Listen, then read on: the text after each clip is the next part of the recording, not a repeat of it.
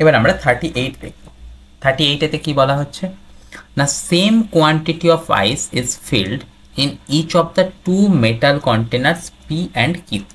ওকে, তাহলে দুটো কন্টেনার আছে, আমরা ড্র করে নিই একটা দুটো কন্টেনার। এই হচ্ছে পি কন্টেনার, এখানে কিছুটা আইস রাখা আছে এবং সেম অ্যামাউন্টের আইস আরেকটা কোথায় রাখা আছে না কিউ কন্টেনারের মধ্যে রাখা আছে। এটা হচ্ছে পি, এটা হচ্ছে কিউ, দুজনের মধ্যে সেম আইস রাখা হয়েছে।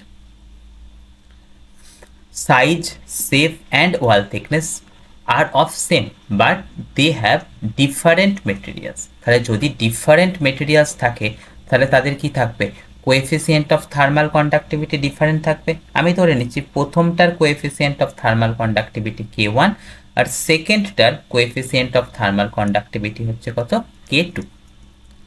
কি বলা হয়েছে না, the containers are kept in identical surroundings, the ice in P melts completely in time T1 and in Q it takes time T2।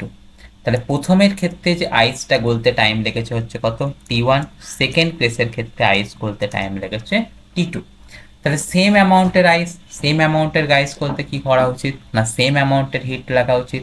তাহলে এখানেও যদি হিট Q1 লেগে থাকে, এখানেও যদি হিট Q2 লেগে থাকে, অবশ্যই আমাদের এখান থেকে বলতে পারবো কি Q1 equal to Q2। Q1 মানে আমাদের কত জানা আছে, K A theta 1 minus theta 2 into T by L. এখান থেকে কত, ফার্স্ট বক্স, তাহলে এর ক্ষেত্রে কে মানে Q1, টাইম মানে হচ্ছে T1। সেকেন্ড কেসের ক্ষেত্রে কত আসছে, K2 A theta 1 minus theta 2 into time, এখানে টাইম হচ্ছে T2 বাই এল। মিডের যে কন্ডিশনগুলো আছে সমস্ত একটা আর একটাকে আউট করে দিচ্ছে, তাহলে সেখান থেকে আমরা কত পেয়ে যাচ্ছি, K1 বাই K2, সেটা ইকুয়াল টু কত পাচ্ছি না T2 বাই T1।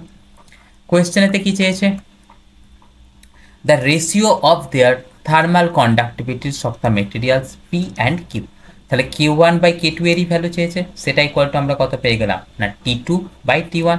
তাহলে 38 এর ক্ষেত্রে আমরা কারেক্ট অপশান হিসাবে ট্রিট করে নেব অপশান এ কে।